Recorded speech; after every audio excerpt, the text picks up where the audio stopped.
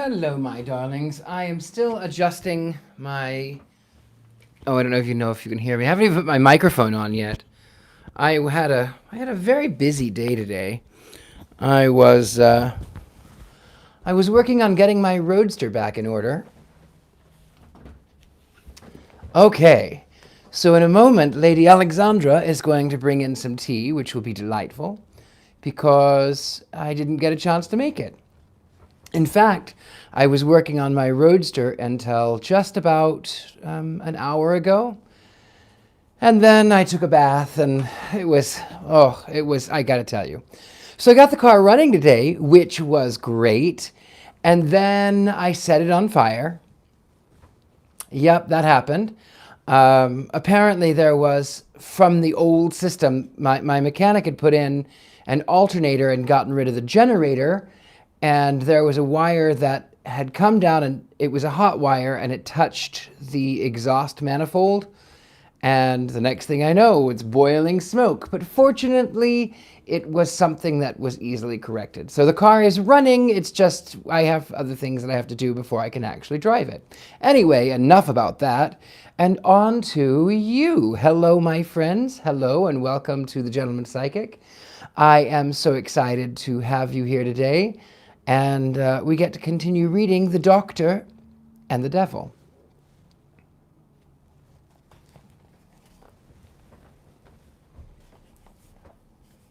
All right, my beauties. Yes, you did finally catch a live. Hello, welcome. Chapter 8.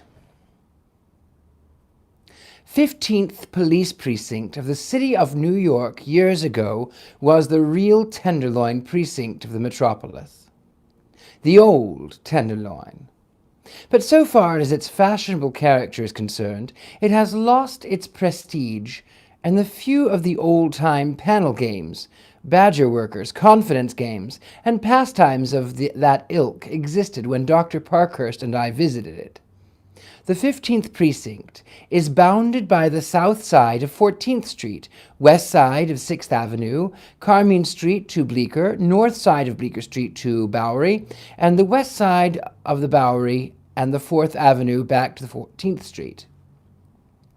Most of the vice in this big precinct is to be found in the settlements in its known as Frenchtown. That is, in these particular districts, people live who are of the French and African-American races. The colored settlement occupies a large portion of Sullivan, Thompson, and McDougal Streets, while the French quarter is principally confined to Wooster, Green, West 3rd, and West 4th Streets. The upper part of the precinct, too, holds a number of faro banks and houses of assignation, all of which are run on money-making principles, of which addition, division, and silence is no mean part. I had shown Dr. Parkhurst the depths of common vice and the unique portion of as shown in Chinatown, and the Italian quarters, and I proposed to show him something of the worst vice that New York City holds. So I led the way to the Golden Rule Pleasure Club. This dive was then situated in the West 3rd Street in a 4-story brick house. We entered the resort through the basement door, and as we did so, a buzzer or automatic alarm gave the proprietors of the house information that we were in the place. The proprietress, a woman known as Scotch Anne, greeted us. She was quite a pretty woman, tall, black-haired, and graceful form. "Good evening," she said smilingly. "Won't you come in?" The basement was fitted up into little rooms by means of cheap partitions which ran to the top of the ceiling from the floor. Each room contained a table and a couple of chairs for the use of customers of the vile den. In each room sat a youth whose face was painted, eyebrows blackened, and whose airs were those of a young girl. Each person talked in a high falsetto voice and called the others by women's names. I explained The doctor instantly turned on his heel and fled from the house at top speed. "Why, I wouldn't stay in that house," he gasped, "for all the money in the world." The doctor saw the worst sights later, but his nerves had become more accustomed than the scenes even more degrading. He hurried along until we reached a house well over on West 3rd Street. The house was 2 stories in height and was reached by a flight of stone steps. When we entered the house, we found ranged along in a file in a hallway 6 young women. They were all pretty, but were painted and powdered and dissipated looking. Each girl wore a single garment over a pair of stockings and shoes. This garment was in the form of a sleeveless Mother Hubbard, cut low in the neck. All spoke broken English, as they were of French birth. The doctor began talking with them in their own language, and they replied to him merrily. I do not speak French, but whatever the doctor said seemed to please the women immensely, and they laughed and chatted like a lot of magpies. Tea time. Thank you.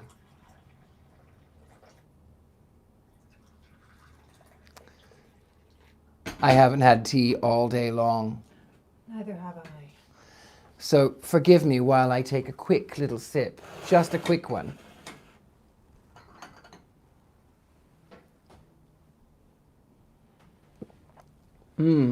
So delicious.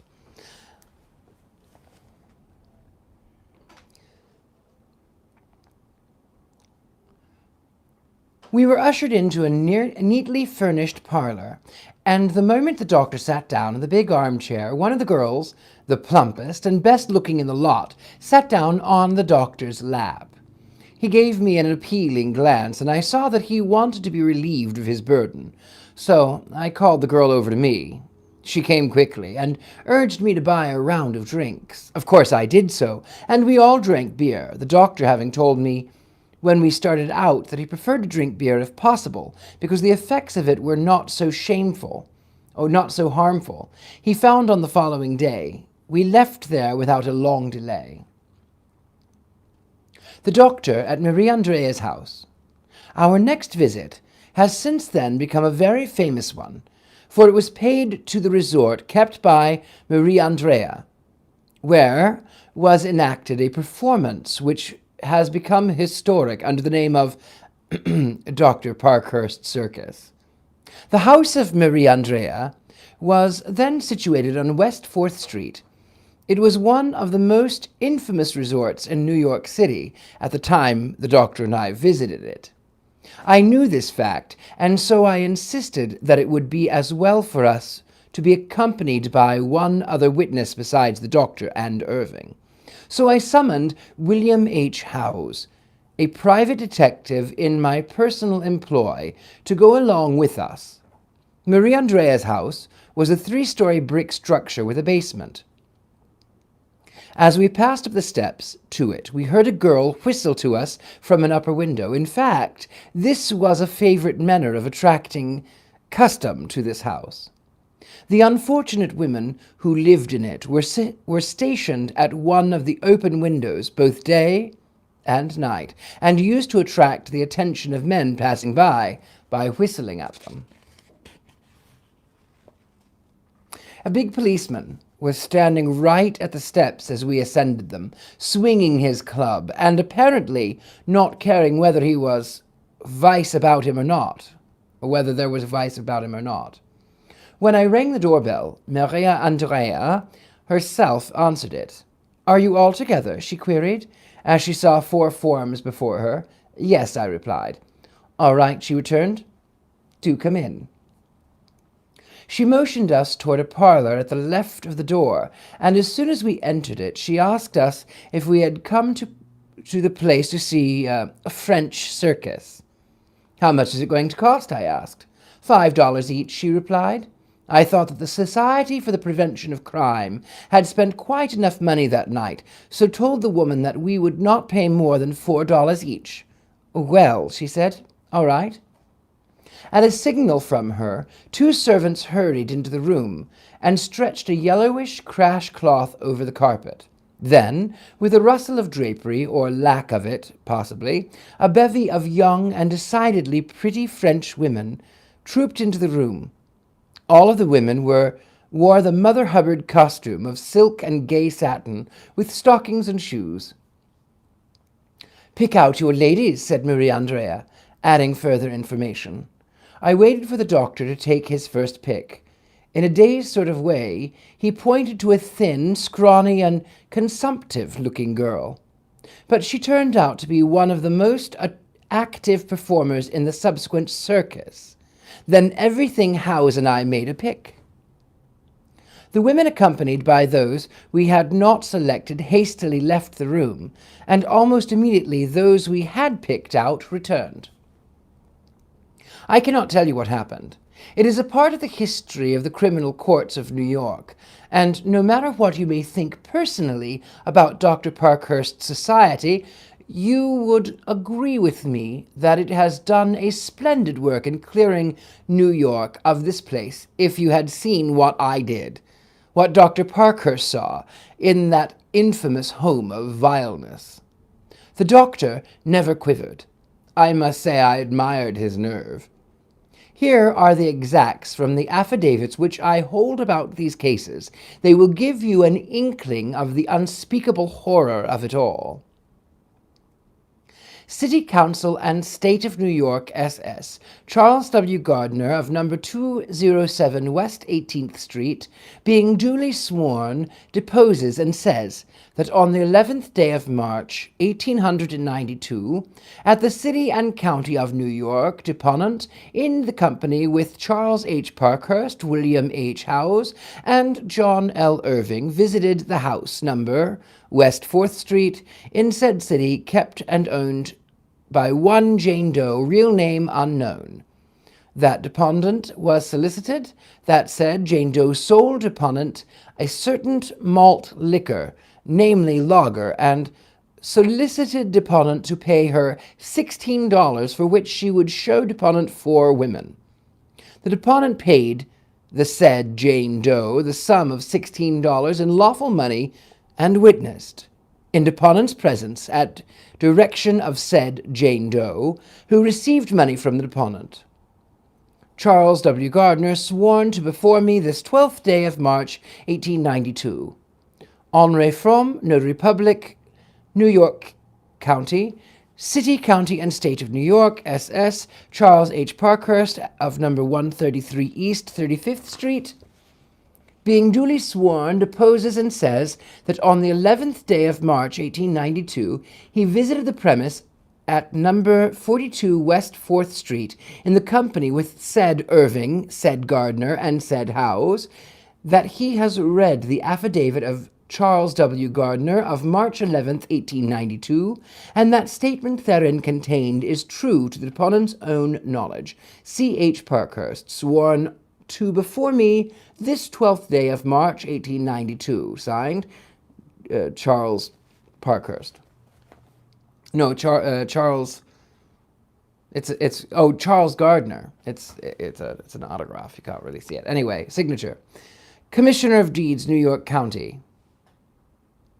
After the debasing performance of the women, bowed and smiled like successful lot of ballet dancers, not even caring for the expression of non-appreciation of their efforts, which our faces must have borne.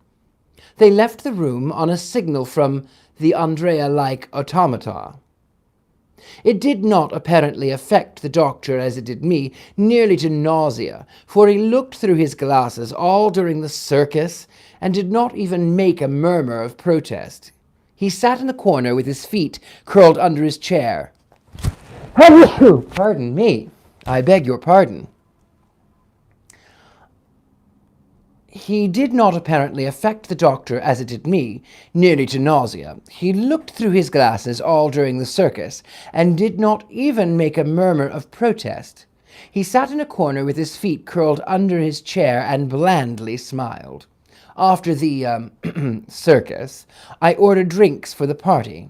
The girls were thirsty after their performance, and they eagerly drank beer. So did we all. Dr. Parkhurst signaled me that it was time to leave, and despite appeals we filed out of the house. "What did you think of it, Doctor?" I asked. "Think of it," he replied.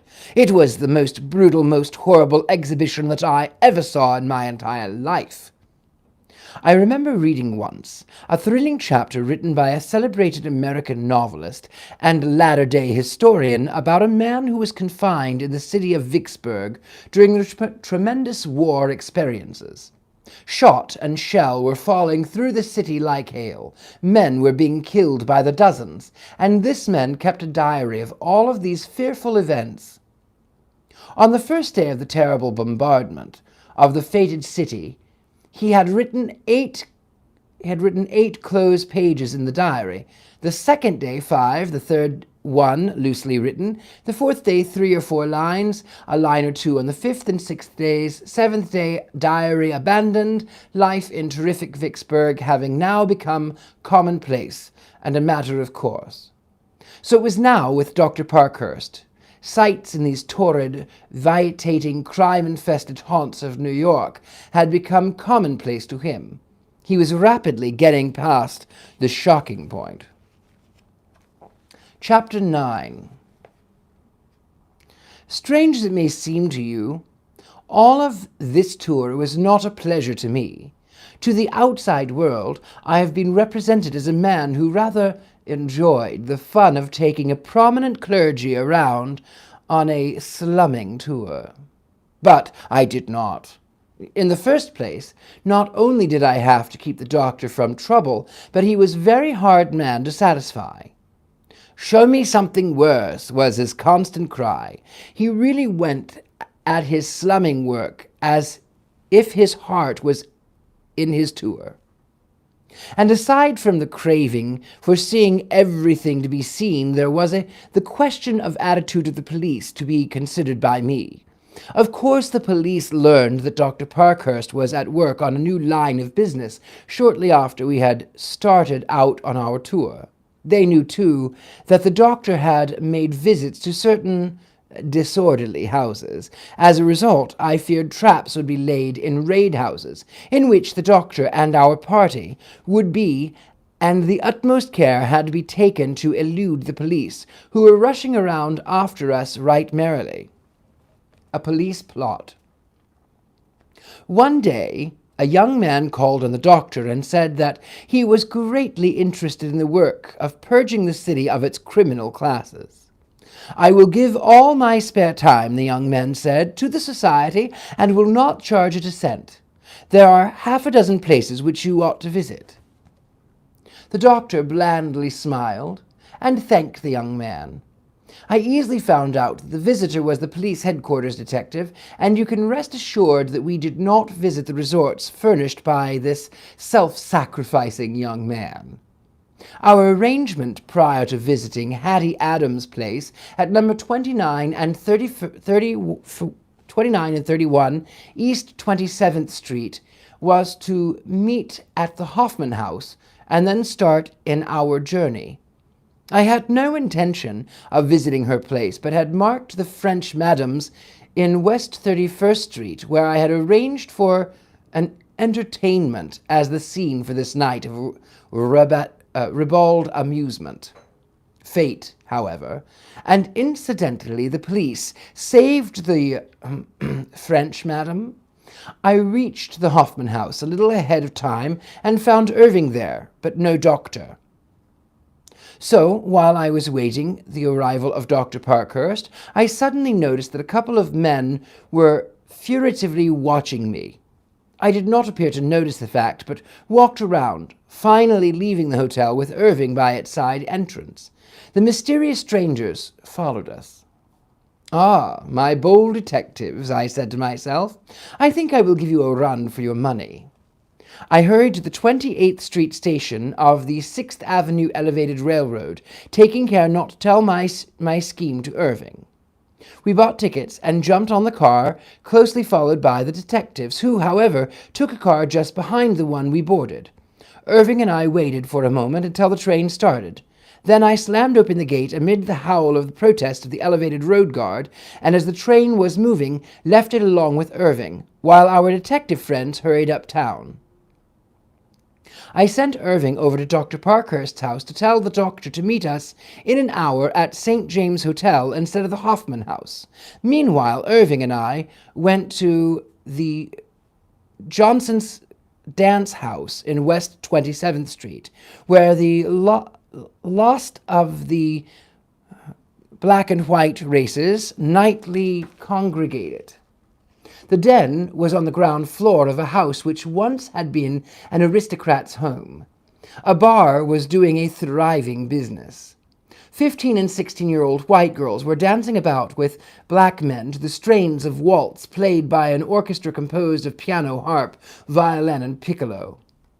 Black girls of tender years danced with white men too, and all danced in a lascivious way. The scene was a startling one for certain. The doctor at Hattie Adams' house. After spending a few moments in this place, Irving went to the St. James Hotel, where he found the doctor awaiting him, and I, with another man, called on the festive Hattie and made arrangements for the show. Then I went after the doctor and Irving. It was about 11:30 at night when we reached the place, and we were met in the hall of the house by Hattie Adams herself, a scraggy, thin little woman with hay-colored hair and colorless, light eyes. She led the way to the rear parlor, and then she called 7 or 8 young women into it. Dr. Parkhurst sat near the door and smiled when the girls came in. "This is rather bright a company," he said blandly. He talked, you see, just about the manner in which he would speak to Sunday school full of young ladies, not knowing any worse. I arranged for the subsequent dance of nature, as it was called by Hattie Adams, of 5 girls at a cost of $15 or $3 for each gymnast dancer. Each girl was dressed in the usual garb of a Mother Hubbard gown, so fashionable in the circles we were in. The story of the disrobing has been told in court and need not be reproduced here. I meanwhile blindfolded the professor as the broken-down musician who sat in the parlor to furnish music was called, as the girls refused to dance before him. Then the 5 women, to a lively jig played by the professor, danced the can-can. "Hold up your hat," shouted one of the girls, a tall blonde.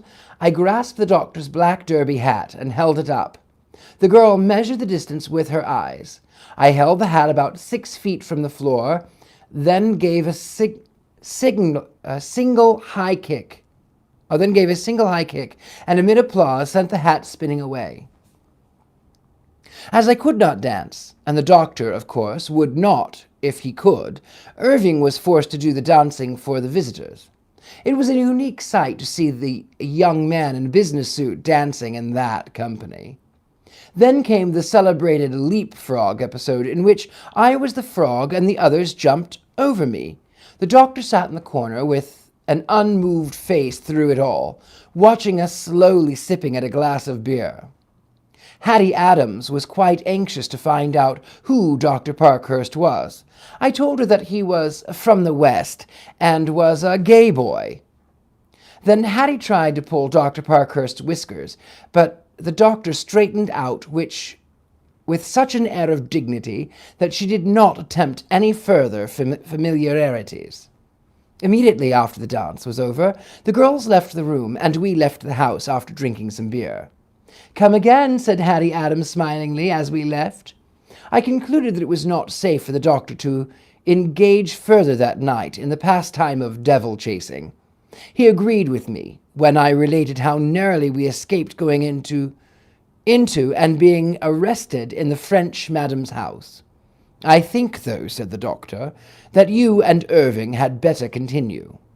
So with our party reduced to 2 of the original persons who started out on this long journey among the dissipated, we continued our quest.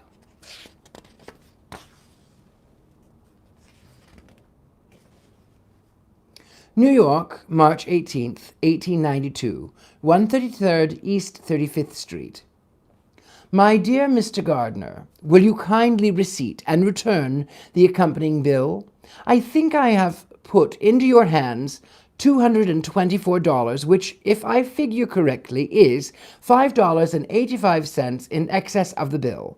Yours very sincerely, C.H. Parkhurst.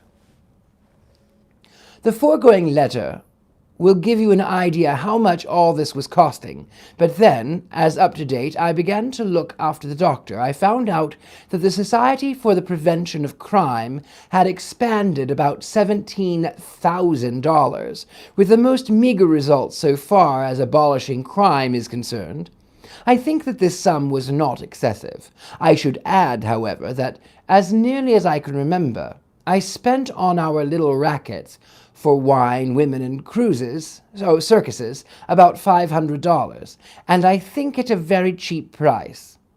Irving and I then decided to take a few resorts on our own hook, so I laid our course toward the gambling houses uptown. First, we went into a place on 7th Avenue where Irving ran up against red and black, hazard, and roulette. But let him tell his own story of the visit in an affidavit which I hold in my possession, and which is as follows.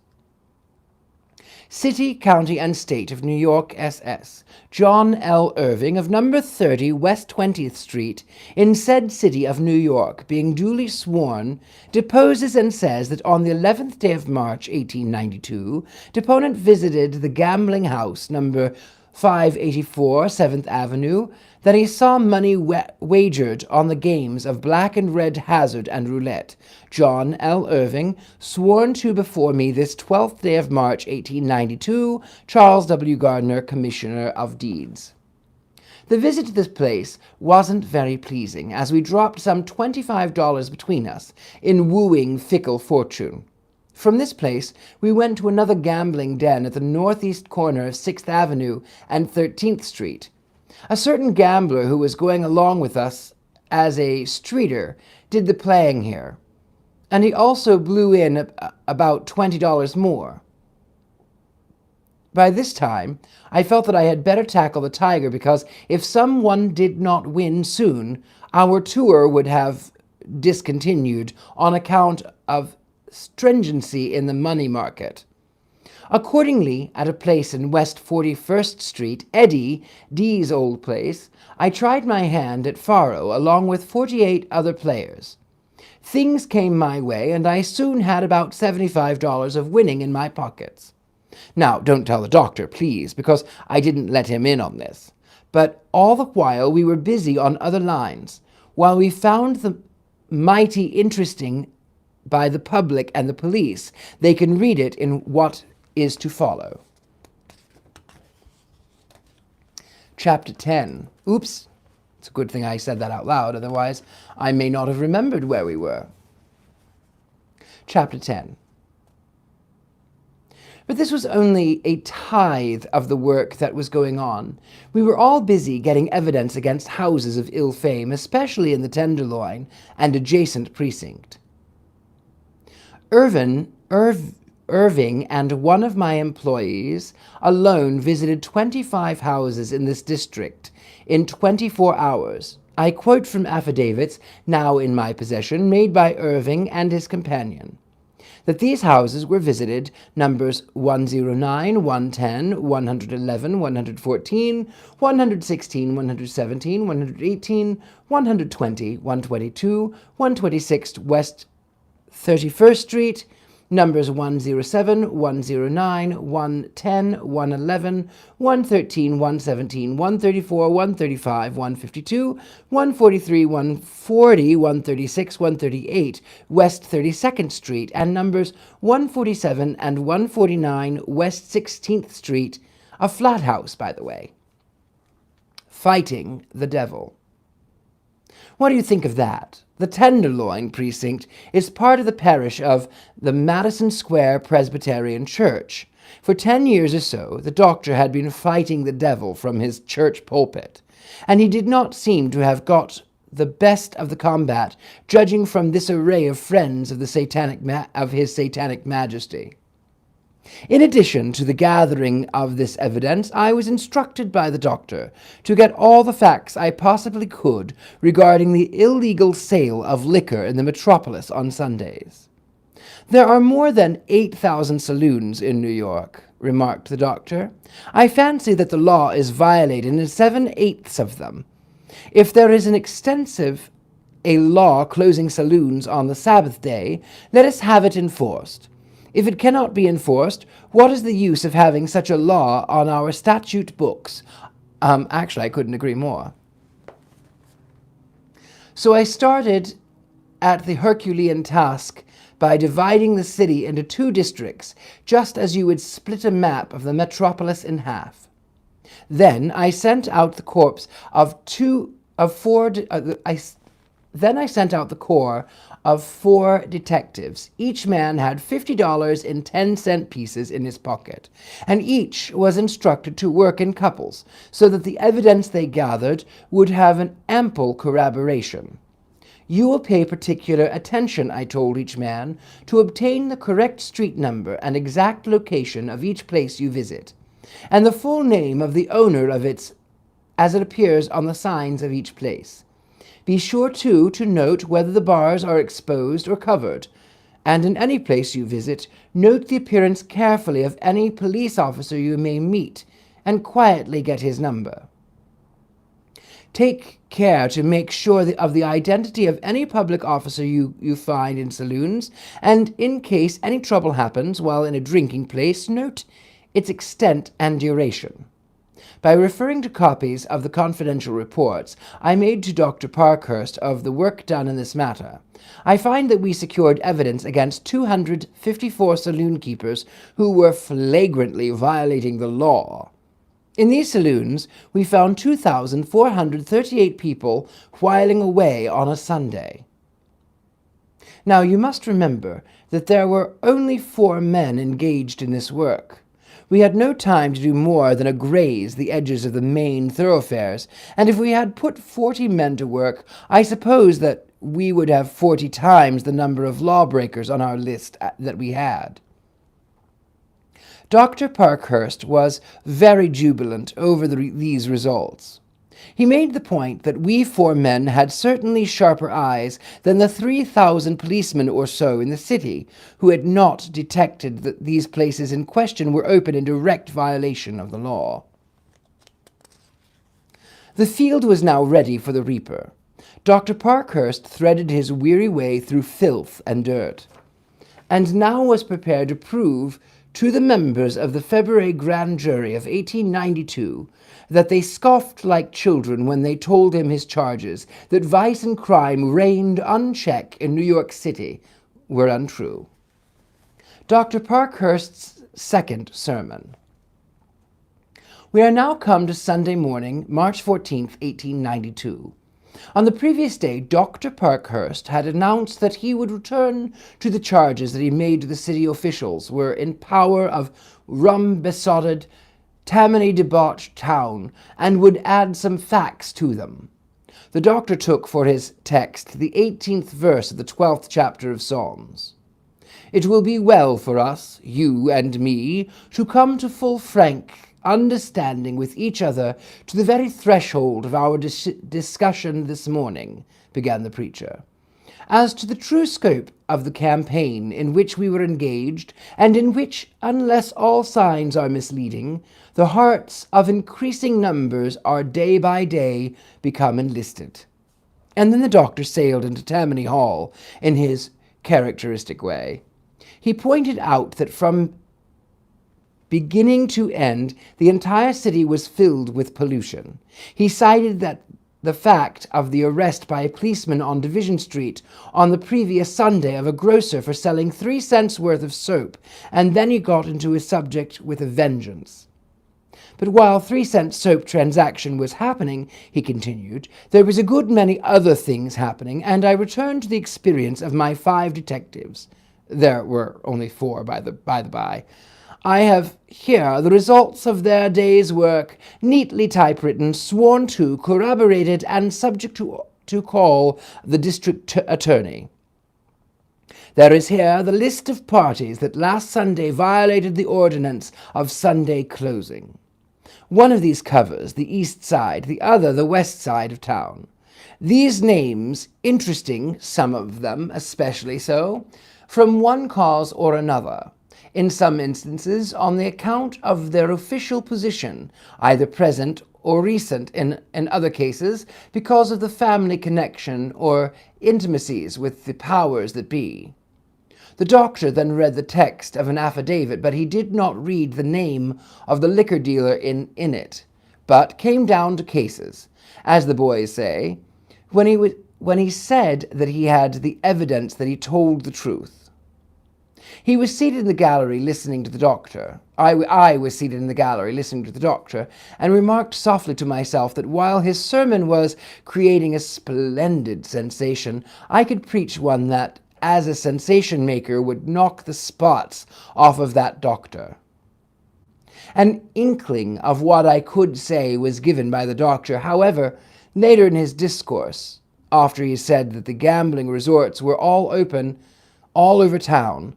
I knew he was right when I thought of the $75 I had won. Leaving the gambling houses for the present, added the speaker, I must report to you that what was discovered in a region of an iniquity that in this presence will have to be dealt with as much caution and delicacy as the names of the subject will allow. I have here a list of 30 houses, names, and addresses. All 30 places were visited by my friend or my detective on the 10th, and also on the 11th of March, and solicitations received on both dates. One of these places I spent an hour in myself, and I know perfectly well what it all means, and with what entire facility such houses can be got into. The house is 3 blocks only from this spot where I am standing now. So it is, Doctor, I thought. You are giving them facts by the basketful. The speaker then said that the town was rotten with the rottenness that is unspeakable and indescribable, and the rottenness that would be absolutely impossible except by the convenience, not to say the purchased sympathy, of the men whose one obligation before God, men and their own conscience, is to shield virtue and make vice difficult. The obligations of our police department to enforce law are distinct, and their failure to do so is just as distinct. I am not making the definite charge that this proceeds from complicity with violators of the law, but I do make the distinct charge that it proceeds either from complicity or incompetency. They can take their choice. With the backing, then, of such facts legally certified as to have been presented this morning, we insist in behalf of outraged public that the police department from its top down shall, without further shift or evasion, proceed with an iron hand to close up gambling houses, houses of prostitution, and whiskey shops in illegal hours.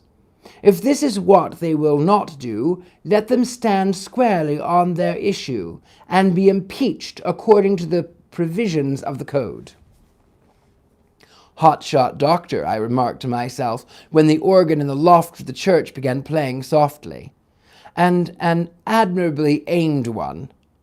You've got things so that you have made the enemy believe that you have a great deal of information that you have not, and you have hinted at a great deal without saying anything definite.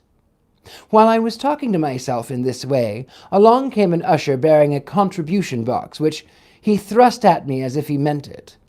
I remembered that in Hattie Adams' joint she had given me a 50-cent counterfeit silver piece, and it flashed upon me that here was a good chance to get rid of it. So I firmly and quietly laid it down on the plate, and the usher walked away, apparently satisfied. I told the doctor afterwards of my little confidence game, whereat he laughed heartily, but he said he had heard of no complaints from any of the ushers of having counterfeit coin foisted on them. I often wondered what was the fate of that coin, and I would like to know how it got out of that contribution box. I suggested that the doctor had better put a patent bell punch on his pulpit of the church and make all of his congregation register the amount they contributed to running matters, but the doctor only smiled. Now you have seen one side of the drama that was being enacted, for up to the moment that Dr. Parkhurst ascended his pulpit on that eventful day, this drama, I firmly believe, I know, was a serio-comedy in the mind of Dr. Parkhurst. But while he was preaching that sermon, there flashed over him that widening of mental horizon which often comes to men who have been unwittingly made to take a position and have intellect enough to see the possibilities surrounding it. The doctor saw that when he started out upon his tour of the dives of the metropolis, he had misconceived the situation. Instead of thinking that the subject in hand was greater than he supposed, he had underrated it.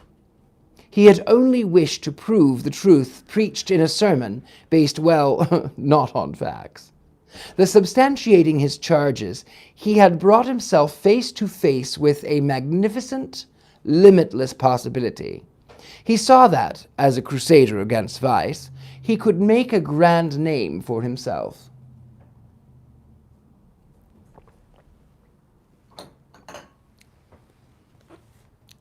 The real crusade. And right here really began the great Parkhurst crusade. You haven't the slightest idea how I chuckled when I read the New York newspaper reports of that sermon, which was published on March 15th, 1892. For they nearly all of them, in their comments, spoke of the position of District Attorney de Lancey Nicole after the doctor had fired his blast. I quote from one morning paper of influence and accuracy. "You see," the paper makes Mr. Nicole say, "I think Dr. Parkhurst was having conception of what my duties really are. It was started editorially the other day, and it was not my business to go about the streets at night, through the slums of the city in search of violations of the excise law, and do detective work of that kind, and it was my duty to attend to the business of my office and not allow the more important duties to be neglected for the purpose of procuring evidence in the case of a less important nature. I have detectives in my office, but Dr. Parkhurst seems to think that as soon as there seems that a saloon keeper has made a violation of the excise law, it is my duty to rush out and procure evidence against him. It is the duty of Dr. Parkhurst's society to do that work, and it was especially organized for that kind of work. The proper thing for Dr. Parkhurst to have done would have been to take his proof before the proper police justice and swear out a warrant." Then the sapient district attorney said that he should bring all this matter before the grand jury on the following day. This caused me to laugh in my sleeve, for to Parkhurst, detective, it seemed to me a foolish idea for Mr. Nicole to deal with another grand jury. He had, it would seem, enough trouble from his deal with a former one. Hattie Adams decides to call.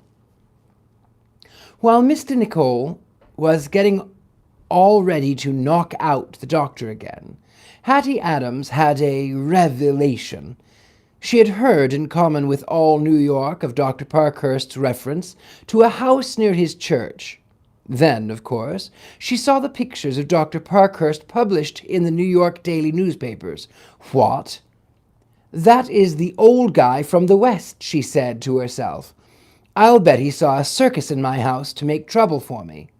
To be sure of the truth of her surmise, Hattie Adams decided to call upon the doctor at his home at number 133rd East 35th Street.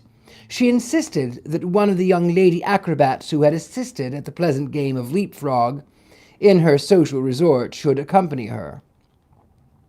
And in company with this pleasant type of uneasy virtue, with Dr. Parkhurst had been thundering against called upon the clergyman. "Is the doctor in?" asked Hattie, of the smug servant girl who answered the bell at the home of the doctor. "Yes," was the reply, as the proprietress of shamefulness was ushered into the home of virtue and saintliness. When Dr. Parkhurst was summoned, he immediately saw who his visitors were, but Hattie Adams was for the moment puzzled. She claimed she had called upon the doctor for the purpose of enlisting his aid in placing of a mythical old lady in a Presbyterian home in which he was interested. But the doctor was to fly to be caught that way, as he recognized his visitors, and after listening gravely to their tale, and that the matter was one that his wife always attended to. "I will send her to you," said the doctor, as he rose and left the room. Mrs. Parkhurst entered the room a few moments later, and, after she had heard the woman's story, told her that in case the old lady who needed care was thoroughly respectable, she could easily be taken care of in a Presbyterian institution, especially as Mrs. Adams, as the visitor described herself, said that her acquaintance had some money upon which to live. I fancy now that I can hear the jolly laughter of Dr. and Mrs. Parkhurst after this little episode, for they were hand and glove with each other, and no one supported the doctor in his crusade more enthusiastically than Mrs. Parkhurst. But Hattie went home and then notified the police of her identification of the doctor as the bad old Western man. Same interesting letters. Right on time, District Attorney Nicole called the doctor before March grand jury of 1892 and asked him to bring forward his evidence. Dr. Parkhurst was willing and wrote as follows regarding our appearance before that body. "My dear Mr. Gardner, the plan which I have in regard to our appearance before the grand jury is to submit my papers to their inspection, if they wish to examine them, but to invite special attention to 5 or 6 cases among those there set down. I think I shall particularize the 2 French houses, and I would like it if you and your witnesses would lay the stress of what you may have opportunity to say upon 2 or 3 excise and gambling houses. From what I hear, in regard to this jury, we shall find them a courteous company of gentlemen to get along with. I have written to Mr. Irving requesting him to refresh his memory on the French houses, and also on Mrs. Adams' establishment, and 1 or 2 gambling houses. I had a talk with Mr. Moss this afternoon, and he is of the opinion that the course something like that which I have just outlined will be wisest. Yours sincerely, C.H. Parkhurst."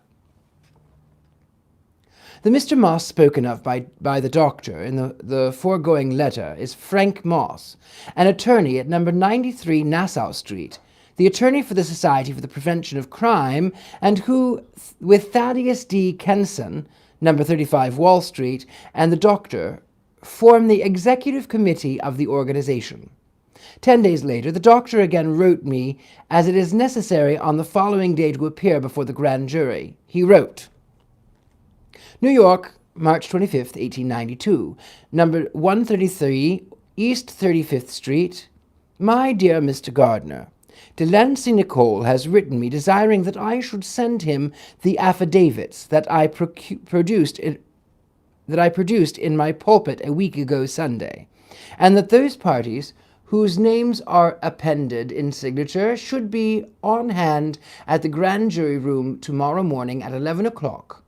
I have written to Irving, and I shall have to request you to do the same thing to the other witnesses. It is exceedingly annoying to have the fellow delay his information till 5 o'clock at night, and then expect us to send out notifications. Things being as they are, however, I cannot well do otherwise than carry out his instructions. Yours very sincerely, C.H. Parkhurst." And the doctor, Irving, and I appeared before the grand jury with our evidence. As a result, Hattie Adams, Maria Andrea, Jenny Laurent, and Eliza Houston were indicted, the 4 women having been selected by Dr. Parkhurst as maintaining the worst forms of vice he was trying to suppress. Funny as it may seem to you, All this time, the police had allowed the house owners to continue business, I am told. They knew they were running, but the doctor, by his careful wording of his sermon, had misled them, and they thought that he did not know as much as he did. It was another case of whom the gods wish to destroy they first make mad, I suppose. We shall end there, and we will pick up on chapter 11. Thank you so much for joining me, my lovelies. Make certain to check out my YouTube. You're here on YouTube. Check out my Patreon at The Gentleman's House. Check out the website, thegentlemanpsychic.com. And you can follow me on Instagram, Twitter, YouTube, The Gentleman Psychic. I appreciate you. Thank you so much for enjoying another 19th century novel. And I appreciate you. Thank you so much. It's 35 years old, isn't it? I don't know what that means. She's asking about the middle ground thing. Because she found you through middle ground. Oh, I don't even know. Oh, maybe. Yeah. Anyway, love to you, my darlings. I have so much going on that we will be revealing later on in the future. I appreciate you. Take care. Good night.